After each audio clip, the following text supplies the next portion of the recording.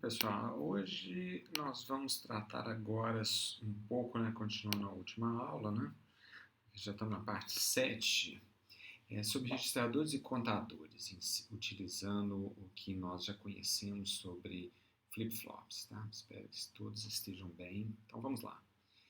A gente tinha dito, que nessa sequência, depois que a gente utilizasse flip-flops, a gente ia trabalhar com essa questão de circuitos mais complexos, tá? A gente trabalhou naquela questão dos blocos primitivos, ou seja, cada flip-flop tipo D disparado por borda, examinou alguns pontos relevantes com relação à temporização, o tempo que cada um precisava, situações críticas onde a gente tinha aquele distorção de clock skew, e agora a gente apresentou também um registrador só com 2 elementos, e agora nós vamos aumentar um pouco a complexidade. A gente também vai tratar inicialmente do problema de metaestabilidade. Então vamos lá.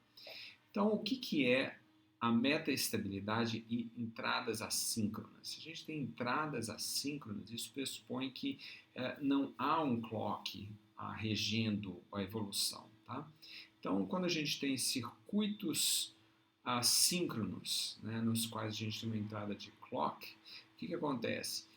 As entradas, ou seja, os estados e saídas, elas são amostradas ou comutadas em relação a um sinal de referência que a gente chama de clock. Aqui novamente, relembrando, a gente tinha 2 casos, aquele flip-flop mestre-escravo, e quando o mestre trabalhava, o escravo descansava e vice-versa, ou o disparado por borda, quando a gente tinha um inversor que não dava passagem para o sinal, por assim dizer, porque a gente trabalhava com aquele LED transparente, então ele não dava passagem para o sinal, não habilitava um deles para poder passar o sinal. Agora, a gente pode ter situações onde tem circuitos assíncronos, Por exemplo, um teclado é um circuito assíncrono, A gente pode estar digitando algo e não tem uma forma pré-definida de fazer a amostragem. Então, as entradas, os estados e as saídas são amostrados ou mudam independente de um sinal de referência, certo? E nesse caso, aqueles glitches, hazards, aqueles efeitos, por exemplo, que a gente explorou no ricochete, de teclas. Isso é um problema, que a gente pode aprender a lidar com isso. E o problema é quando a gente tem uma entrada assíncrona para um circuito síncrono. Em outras palavras, a gente tem que enquadrar elas. As entradas podem mudar em qualquer momento e elas não vão atingir aquela questão de setup e hold.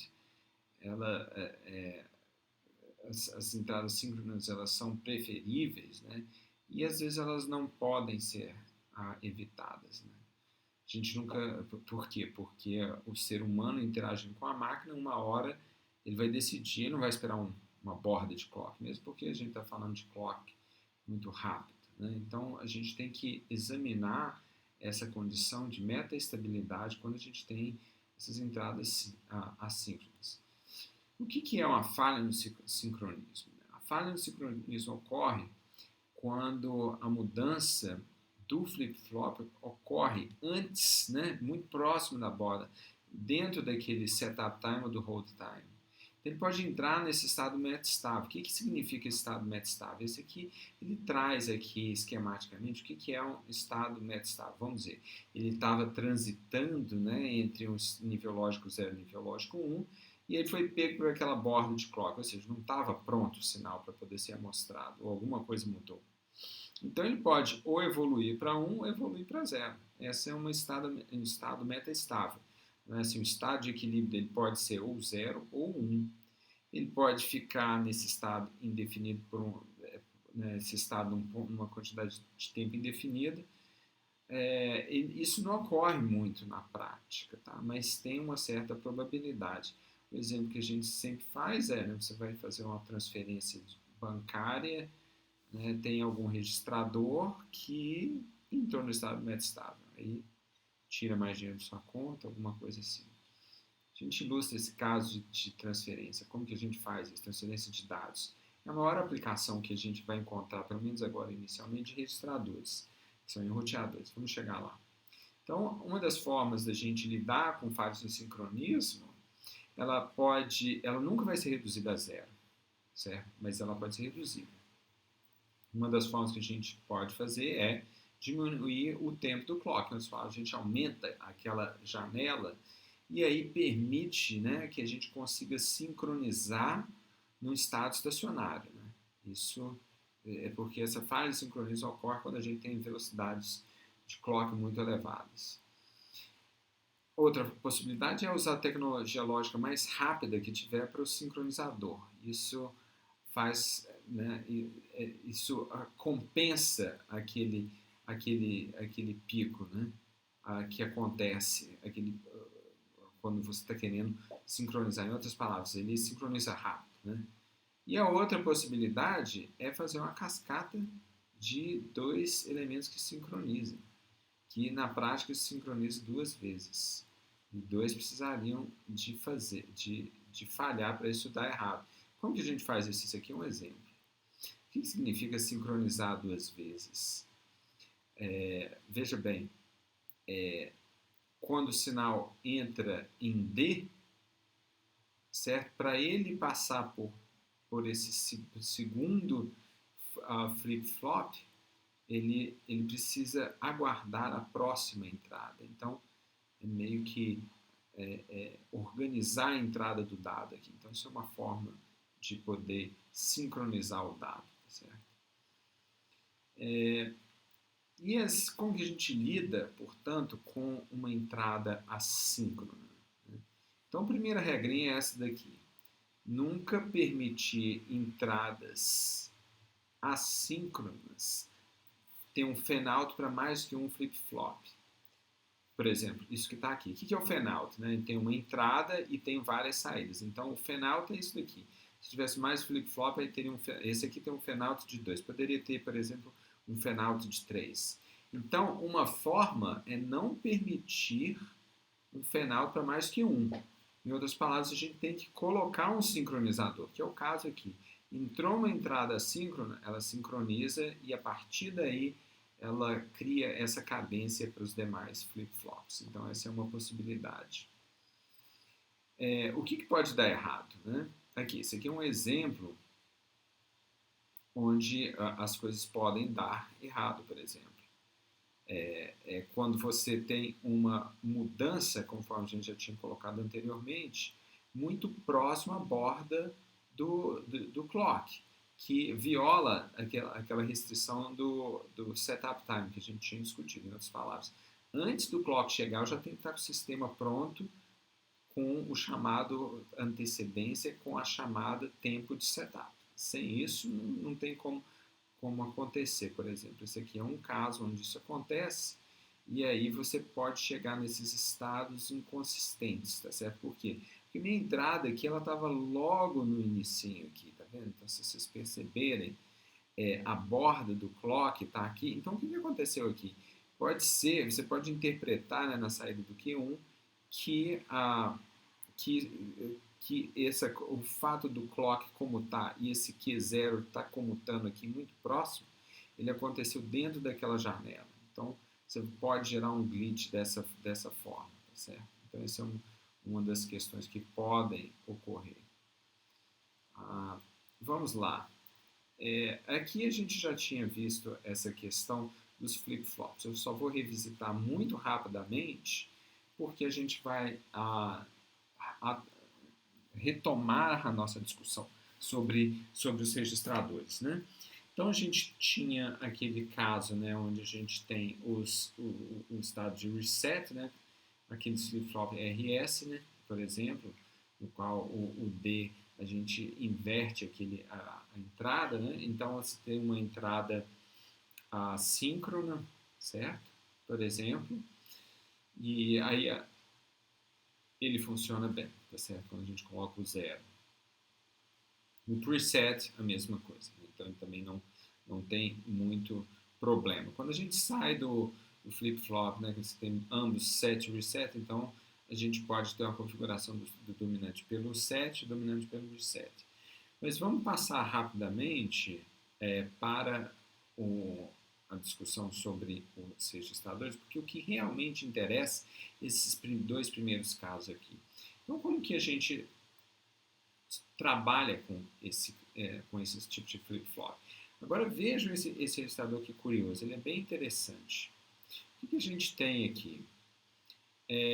A definição de registrador é essa que aqui está. A gente tem um conjunto de flip-flops com lógica e controle similar. Os valores armazenados eles são de alguma forma relacionados, por exemplo, ele pode formar um valor binário, por isso que eu tento chamar aqui sempre, né, de bits 1, 2, 3 e 4. A gente pode imaginar que estamos gravando aqui um sinal de 4 bits, por exemplo. Esse aqui é um flip-flop que a gente tem uma entrada de reset, uma entrada de set, por exemplo, tá vendo? Esse RS, né? A gente viu isso atrás, como que a gente pode incorporar uma lógica no flip-flop, de forma que ele possa ter uma entrada de set e reset. Ela pode... E a primeira pergunta é, mas por que é que eu vou querer isso daqui? Bom, às vezes é interessante. Você imagina que você tem um dado aqui nesses 4. Você queira zerar o seu flip-flop. Você imagina, por exemplo, uma unidade de lógica aritmética que você está pensando em fazer uma soma, né? Um processo de adição. Então, você precisa carregar seu registrador, e aí é conveniente a gente ter certeza que começou do zero, né? É bom a gente ter a possibilidade de fazer um load. Então, dar um reset é algo que é razoável. Aqui, diferentemente da última aula, como a gente tinha olhado, né, que era um registrador de deslocamento, esse registrador não é um registrador de deslocamento. Por quê? Porque a saída dele ela está disponível por aqui. Percebam vocês, então. Então, ela tem uma entrada paralela e saída paralela. E o clock, o que ele faz? Ele vai atualizar a saída toda vez que houver uma mudança na entrada. Ou seja, enquanto a entrada estiver constante, a saída está constante. E quando ela começar a mudar, guardadas aquelas restrições de que ela tem que ocorrer um setup, né, um tempo de setup que preceda, nesse caso, né, uma borda ascendente, ela vai poder comutar a saída. Então, esse é um exemplo. Então, como eu mencionei anteriormente, né, você pode ter esses registradores de deslocamento, podemos ter contadores, mas vamos trabalhar ainda nessa aula no registrador de deslocamento. Depois a gente fala sobre os contadores. Então, começando sobre um registrador de deslocamento, nesse caso aqui a gente tem 4 bits. Então, a gente entra com um estado aqui, e o que é que ele vai fazendo?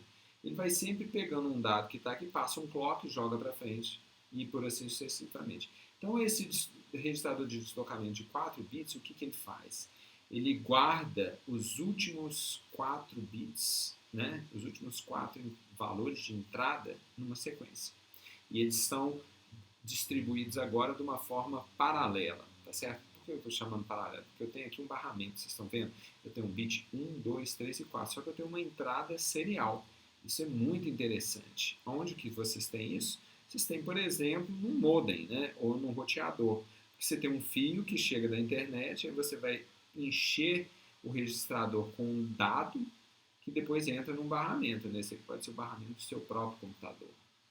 Tá? E isso aqui ocorre agora. A entrada, naturalmente, por ela ser serial, a gente precisa de um clock para poder organizar essa informação que varia no tempo, espacialmente. Né? A gente quer colocar em cada um desses flip-flops a palavra que a gente colocou. O que seria um registrador de deslocamento universal? Bom, em primeiro lugar, aqui a gente pode pensar um que guarda 4 valores. Então, a gente pode ter, por exemplo, entrada serial ou paralela, saída serial ou paralela, ele permite deslocamento para a esquerda ou para a direita, ele opera, né, ele pode carregar, né, valores novos pela direita ou pela esquerda.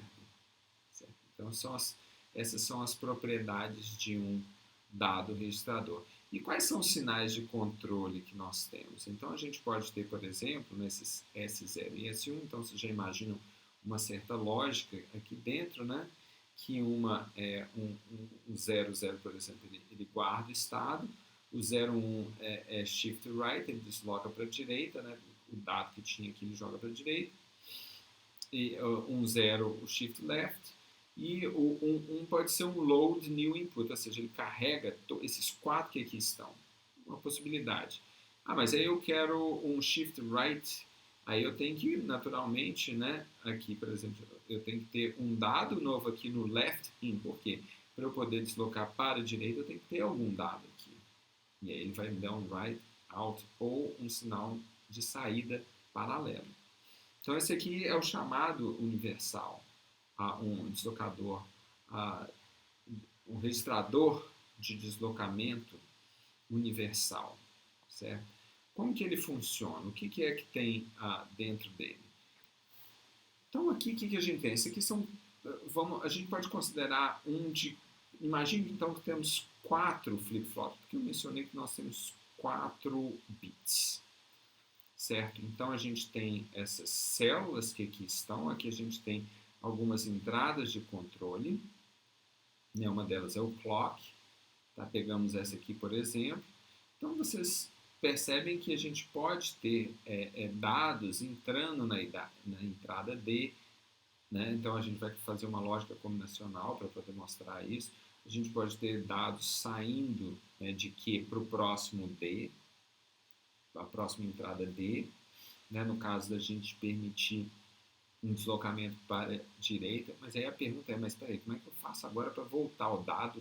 A gente vai ver isso também. Você pode colocar esse D ligado no outro, no flip-flop da esquerda, imediatamente à esquerda. Aí seria um shift left, né, deslocaria para a esquerda. Aqui tem aquela lógica, né, que eu expliquei para vocês, né, vocês têm esse multiplexador, né, que vai, dependendo dos valores de 0 e 1, ele vai fazer alguma dessas operações aqui. Aqui eu também coloquei um sinal de clear, que é para zerar todo o registrador, certo?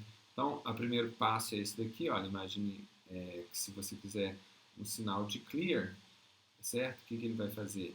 Se eu coloco um sinal de clear 1 aqui, ou seja, ele dá 0, tá? E aí ele naturalmente coloca 0 na entrada D. Por quê? Porque necessariamente é preciso, se eu coloco 1 no clear, se eu estou colocando 0 numa porta end, então naturalmente a entrada D será 0 para todos eles. Então, uma forma de fazer isso. Mas o que a gente tem? A gente tem, por exemplo, aqui nesse caso, vocês vejam bem, a gente tem aqui, por exemplo, né, essa outra saída, né, do Q entrando aqui nessa entrada aqui desse flip-flop. Vamos lembrar aqui. Então, o que ele está fazendo? Ele tira essa entrada e joga ela de volta para o D, ou seja, ele segura o estado. Né? Então, ele circula o dado do Q para o D. Ele volta, por isso que essa entrada 0 aqui a gente tem esse multiplexador. O que mais que a gente tem?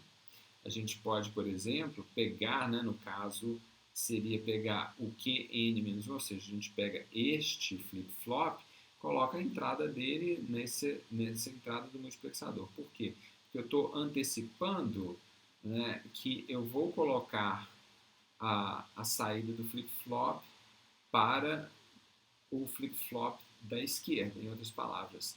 Eu carrego o valor do flip-flop da esquerda no flip-flop da direita, por isso que a gente chama ele de um shift right. Obviamente, a gente vai ter aqui um Q mais 1, né? Um QN mais 1, que seria o caso do 1, 0. Então, a gente vai pegar o dado do flip-flop da direita e jogar na esquerda. Em outras palavras, a gente está fazendo justamente isso, né? A gente está fazendo isso aqui, a gente está deslocando os dados para a esquerda, certo? E no caso do 3, é a entrada. Por exemplo, pode pensar numa entrada paralela. Então, esse aqui temos, então, um multiplexador, né, de 4 para 1. Lembrando que esse clear ele vai estar sempre zero, ou seja, aqui eu vou ter 1, então a gente tem essa porta AND que vai condicionar a entrada de cada um desses valores que entram aqui do multiplexador, sejam eles vindo da esquerda, ou sejam eles vindo da direita, ou sejam eles mantendo o valor, ou seja o valor de fora. Então, dessa forma, a gente consegue colocar todos eles, certo? Essa aqui é a saída, né, do flip-flop, tá certo? Essa aqui, que aqui está, né, que a gente tem do key. Então, aqui é uma forma da gente utilizar, né? Há uma conversão paralela serial para uma transmissão serial, conforme a gente tinha discutido anteriormente, né? No caso de você ter um roteador, você tem um fio, então você tem que converter uma entrada paralela numa saída serial, e depois quem estiver recebendo vai ter uma entrada serial para uma saída paralela. Esse é um outro exemplo. Uma outra aplicação que é interessante é um reconhecedor, né, de padrões. Né? Então vocês percebam que esse sinal de saída aqui, quando ele detectar essa sequência 1, 0, tá certo? Ou seja, out 1, 1, 0, 0, 1, esse out ele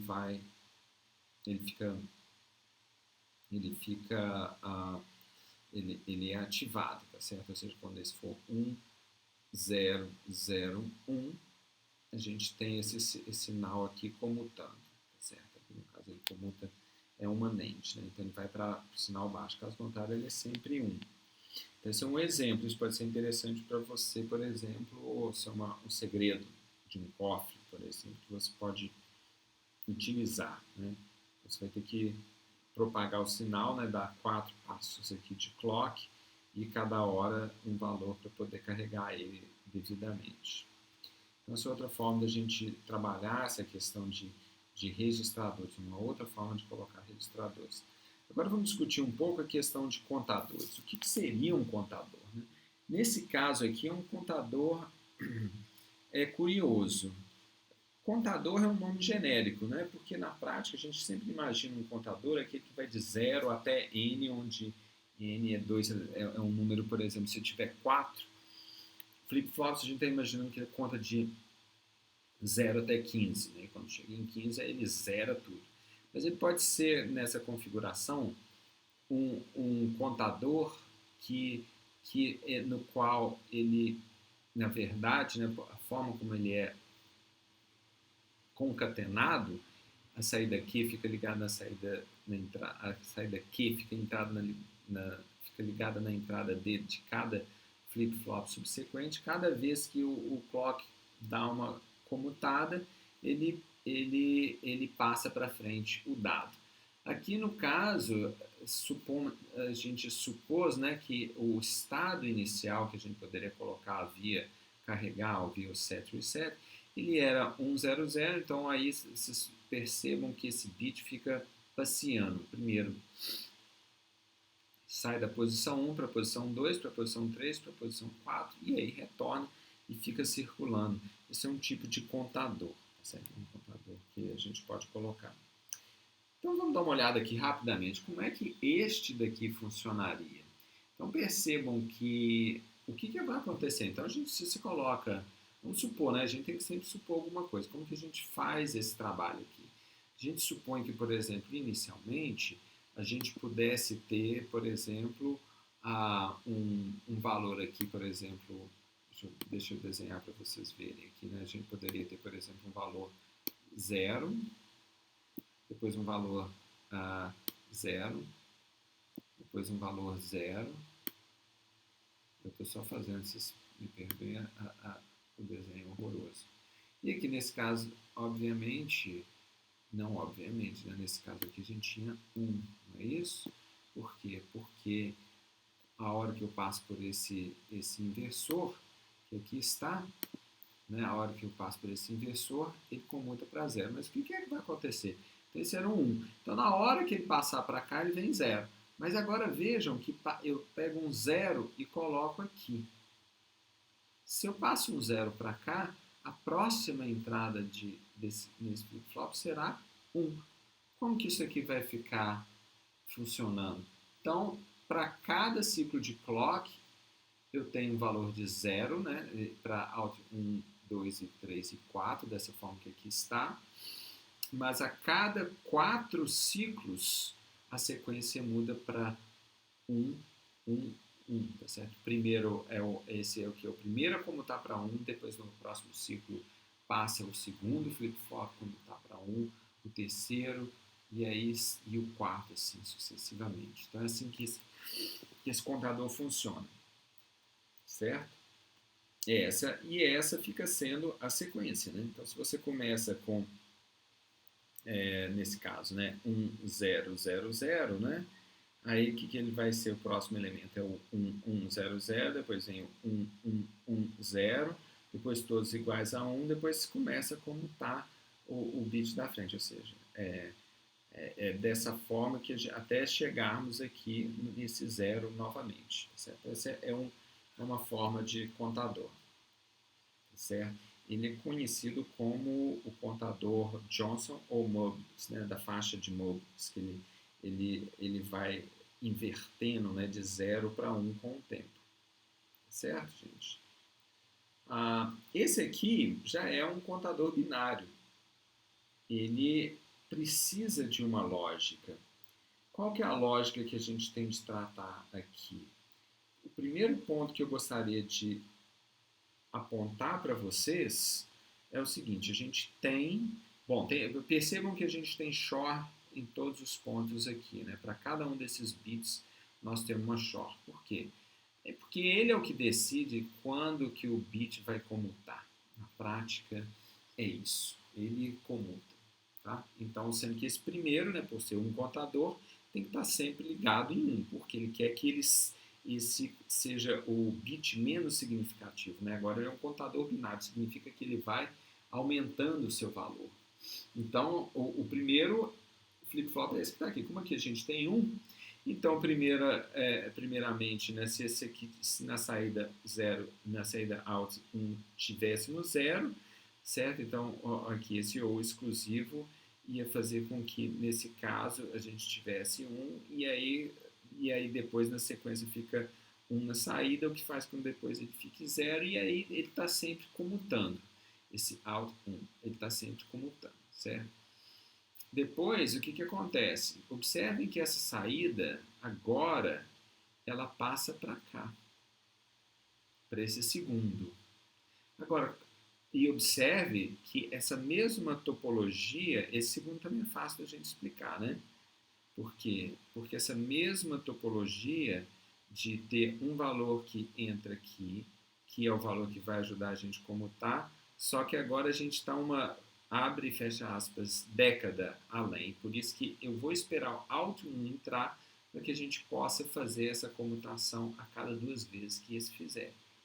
Agora, o 3 é um pouquinho mais complicado, por quê? Porque além dessa condição que a gente tem de observar, a gente só pode comutar o out 3 quando esse out 1 for 1 também, porque é aquele caso onde a gente teria 1, 1. Então, se não for 1, 1, a gente não vai conseguir comutar esse, né? A gente preencheu a dezena e agora tem que, para poder mudar um milhar, ambos têm de ser iguais a 1. Por isso que tem esse AND que está aqui. E aquela outra lógica que tem aqui é para que a gente possa fazer a comutação para sempre, subsequentemente. E assim sucessivamente. Então percebam que essa última porta AND, naturalmente, tem de ter 3 entradas. Por quê? Porque a gente tem a unidade, dezena e centena para poder comutar o milhar. E naturalmente, se eu tivesse outros, eles teriam de ter, assim, se fosse a mesma unidade, a gente está pensando em 4 bits, mas se eu quisesse fazer um que tivesse um número maior de bits, eu deveria ter uma porta AND aqui de 4 e uma ligação um pouco mais complexa que essa que aqui está. Mas não foge a lógica. Então, recapitulando nesse contador binário, o que nós temos? Primeiro, a gente garantir que ele vai estar sempre comutando, tem esse short, esse é o que vai comutar sempre. E eu estou chamando de comutar sempre. A cada período de clock, ele muda a sua saída, porque eu tenho essa lógica do short. Então, se é a cada período, então eu estou dividindo por 2 a frequência do clock, certo? E isso faz com que esse segundo já entre também dividido por 2. E esse terceiro dividido por 2. Ou seja, aqui dividido por 2 o clock, aqui dividido por 4, aqui 8 e aqui 16. E é assim que funciona. Tem de ser dessa forma. A gente vai conseguir. Né? Aqui é uma forma já mostrando aquelas linhas de como que eles vão comutando, tá certo? Então observe que, como eu tinha mencionado anteriormente, né, a saída daquele primeiro flip-flop, né, ela é metade da frequência daquela entrada do contador. Isso aqui é um chip que existe mesmo, tá certo? E aqui é a forma como ele vai propagando, ou seja, essa aqui dividiu por 2, o clock por 2, isso aqui que eu mencionei que o clock dividiu por 4, e aqui por 8, e aqui por 16, e aqui vai ser por 32. Então vocês estão vendo aqui que esse aqui, no caso, ele tem mais do que 4 bits. Certo? Então essa forma que ele trabalha. Uma outra implementação seria você pensar no offset. Você insere um valor e a partir desse valor que ele começa a contar. Por exemplo, eu tenho 0, 1, 1, 0 e a partir daí eu vou poder contar. Então ele começa depois pelo número, esse número aqui seria o 0, né, que é 6. Depois eu tenho 6, 7, 8. Ele começa sempre a contar deles. Então a forma de se colocar isso é essa. A gente carrega já esses estados que aqui estão e essa é a forma como ele vai contando. Certo, gente? Então, esse é um exemplo de um offset counter e um contador de offset, e basicamente era isso que eu tinha para apresentar para vocês sobre contadores. No próximo módulo a gente volta um pouco falando sobre outros contadores, como por exemplo com o flip-flop JK ou algo semelhante. Obrigado.